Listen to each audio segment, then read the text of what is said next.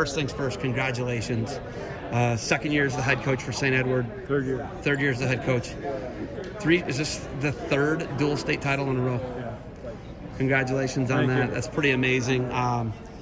So I noticed something about consistency and about work ethic. I was watching the first state champ, retired police officer, your brother Brian, Right. was mopping the mats in between. Right. No task is below you guys. No, he's a retired police officer, and when he retired, he wanted to come back and help coach. And he's doing a great job with some of our younger guys and our heavyweights too. You know, he's a heavyweight. He's our first state champ, heavyweight state champ.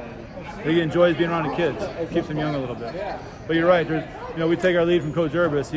He'll be here tonight. He'll be the last guy to leave the gym. So. I look at you guys, he's mopping mats, and he's a retired police officer. I believe he was the head homicide detective in the city of Cleveland. He was in charge of the vice unit when homicide, but yeah, he had a pretty big job as commander.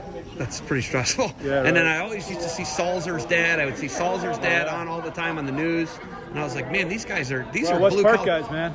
West side of West Park, right? It's West Park. The Yeah. West side of West Park. West Always side the of West joke Park, I hear, right? yeah. My guy Nemes from the West side of West Park. I believe. I grew up literally right around the corner from where I St. live Pat's. now. St. Pat's. Okay, but that's what I think of when I think of you guys. Just gritty, tough guys. You just grind, man. Right. A good example of that today is Evan Bennett, man. Evan Bennett probably shouldn't have wrestled with his ankle. He hurt his ankle in the first match. His dad did some therapy on it. His dad's a chiropractor. He kind of worked on it, and he wrestled the number one kid in the country and really kind of wrestled him as well as can be expected. In a fresh ankle, I'd like to see what happens. That was what was crazy to me. Then it's like this crazy thing. You got like the number one guy in the country at 52, and then the number one guy in the country at 160 comes out. Number one guy in the country at 52 wins 5-1. Other guy comes out, Buzzsaw's not a bad guy, a quality guy. So, and I even said, I brought that up to Victor. I'm like, did you know the guy was dinged? And he's like, yeah, he fights hard though. Yeah. And that's a testament to your guys. Your guys fight hard. Right. Sometimes it's more about toughness than about anything else, and we stress that in practice. Technique will only get you so far. Sometimes wrestling's just about toughness, and we have these Tuesday toughness practices we have, and they're pretty tough. We put the kids through the ringer, and like I said, when it comes right down to it in the third period, it's about toughness. It really is, and giving up bonus points or getting bonus points or what it is. So Mr. Gallagher took me through the room, and we did he was like, look at all these charts. And I remember coming to scrimmages here when I went to Oak Harbor, and I was like, no, I've seen this room. Well, it's doubled in the amount of accomplishments since 1998 to now when I used to come. It is incredible. When you're in that room, and I can see that all the Heffernans are in that room. You're up there. All your state brackets are up there. And you look good with a full head of hair. I'm not going to lie to you. But, I look at that. And I look good without hair, too, I guess. Yeah, you look great. But you just, you guys are a part. You are this program. You epitomize what St. Edward wrestling is what's cool about the room is that I tell the kids, every state championship is a different story. And there's 111 different stories. Not everyone's a four-time state champ. We have kids that were fourth place in districts winning state titles. We have Ben Hada, I think he's my favorite state tournament of all time. He beat 4 kids that beat him during the year. And he beat Clausen from Walsh Judge in the finals. And I tell the story, he actually drew a stick figure thing of the state tournament and a podium and drew himself on top of the podium on Wednesday and showed it to me at practice. And this is the kid that he knew what he had to go through. I think he took third or fourth at district. And, every bracket up there has a story, and it's time for these kids on the team now to make their own story. Every year's a new year. This state championship stuff doesn't get old. It's a new experience for each kid, each team. So right now our sets are. We talked about it already. Our sets are sight on for March. We can't rest in our laurels. We want to just have 14 studs ready to go in March. You got to correct me if I'm wrong, but I think I only saw one state title for Brian Bertina. Was I imagining Brian that? Bertina took third, second, and first. He only has one state title. He has more. You say only. That's a pretty good accomplishment. But the point is, he has more NCAA titles than state titles. That's my point. Yeah. Right? Yeah. That's amazing. That's an amazing accomplishment for a guy to win one Ohio State title and 2 NCAA titles at Michigan.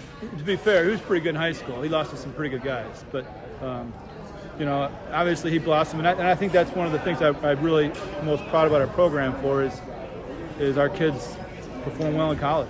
I think we hopefully, at least in my opinion, we prepare them well for the next level. And we get a guy like Alan Hart, man, he's exploding this year. It's so fun to watch. He's ranked 4th right now. Alan Hart once stayed as a sophomore, took third and took second, and he's ranked fourth in the country right now. You know, he just gets getting better and better and better. I look at the other things I look at are obviously the improvement of Ryan Bertini. You know, he really went to the right place for him, and he, like you said, he just exploded like Alan Hart's doing now.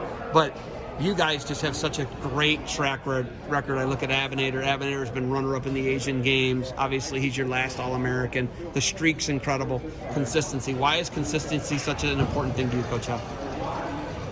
Well, I love the sport, and I want to see you guys continue and grow in the sport. You know, I always say I coach because I had pretty good mentors when I wrestled, between Ferguson and Urbis and those guys, and I want to kind of give it back to hopefully give the same experience that I had. And it's just it changes every day, and I can't coach the same things we did 15 years ago we can't do now. Every year is a different team. Every week's a different week. I have practice. I kind of sit down on Monday and I kind of figure out the practice schedule, and it changes because, you know, especially with this COVID stuff, man, we do things in practice that I never thought we'd be doing a year ago, but we have to do it because we have a limited number of kids and limited number of things. And we tried to peak a little bit for this tournament. You know, last week our kids walking off the mat saying, man, they felt like crap, and that was by design. And this year, this week, I think they were fresh a little bit. So. What do you got to do to win another state tournament this year?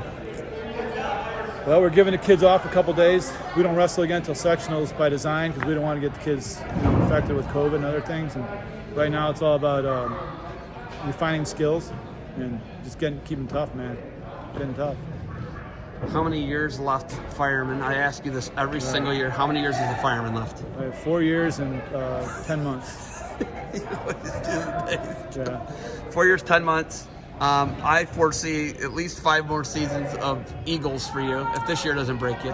Right, yeah. I mean, it's been a tough couple of years with things that have happened with the program, but we've had some, you know, we have great kids, and more importantly, we have great parents. And great parents are, you know, without great parents, I wouldn't do this without the parents, honestly. We have, especially this year, it's a great group of parents. They're so helpful and just they're fun to be around. It just makes it so much easier and so much fun to coach when great kids, nice kids in practice, and the parents are fun, and, you know, they're on board with whatever we do. I have something that really surprises me. I'm guessing doesn't surprise you. Every year, everybody sleeps on Illinois. Right. They're like really good, and they start beating a bunch this of teams. Year especially, yeah. Like this year's the year I'm saying. They get no credit. You know, they beat Ohio State, and they're ranked below Ohio State. And really, it wasn't that close, I don't think. And it's not saying anything bad about Ohio State because Ohio State's good, but Illinois, like you said, gets no credit. And I think Illinois is going to be something to be dealt with next year.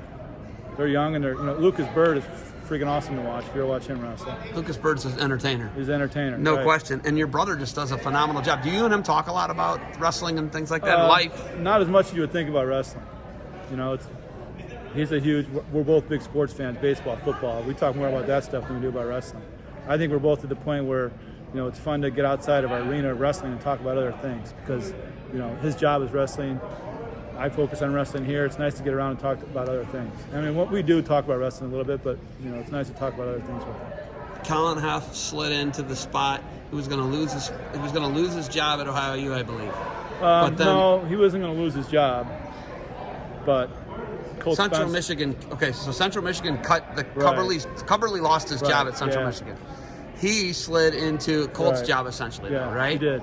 But when you look at that, that's kind of a fortunate thing. Could we ever see him back at St. Edward, or don't you control his life? I don't control his life, and I think he's really good at what he does. And I think that Ohio U and Central Michigan and Buffalo and the MAC schools need all the support that wrestling people can get.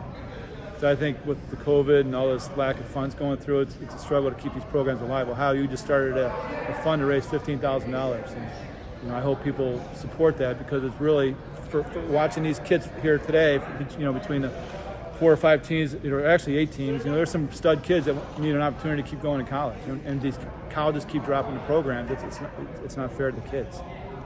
What shirt, hat, sweatshirt? How many layers of clothing? You got to wear like a Bobcat T-shirt, Yeah, right. an Iowa sweatshirt, I got my an Ohio Ohio U mask, an Illinois hat. How do you break that up? I root for the St. Ed's kids, honestly. If I go to the national tournament, I try not to wear any particular. Well, I wore Central Michigan when Colin wrestled for Central Michigan. But if I go to the national tournament, which I try to every year, I try to be, you know, an Iowa fan. But I root for the St. Ed's kids, and that's what it's about. I root for the St. Ed's kids. They didn't have the tournament last year, obviously. Iowa probably going to win the tournament. If they have a tournament this year, Iowa's probably going to win the tournament. Probably. Obviously, you can never count out what's going on in State College, College, Pennsylvania. yeah. Right. But like, how Or does Michigan. that feel Ann good? Arbor, Michigan, they're pretty good too. Does that feel good though when you know that Yeah, Iowa? it's awesome. And I was on the team with the Brands, and I know Morningstar pretty well. And I got to know. I went to a couple meets last year, and I got to know the kids a little bit. And it's it's like any other alum. I'm proud of what they're doing now. It's awesome. So 4 years, 10 months. In the fire department, yeah. Any days? You got the days in there? Not yet. Well, I could probably figure it out, but not yet. All right, Coach. Congratulations on another title. Do you got anything else for me?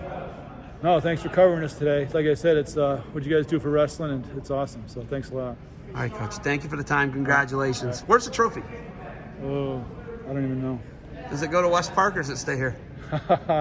We might go to West Park tonight because I think we're having the parents at our house. So, but I don't know. We'll put it somewhere. I'm surprised they gave us a real state championship trophy. Did they? This is a coaches association thing, but it's real. It's a legitimate. Is it's not a OHSAA? surprise. Is I it? don't know, I haven't looked at it really. Honestly, I never. The guy gave it to me, and I gave it to the kids, so I haven't seen it since. So, but it did look like a real state trophy. Yeah. Well, Coach, congratulations All right, on another thanks. state title.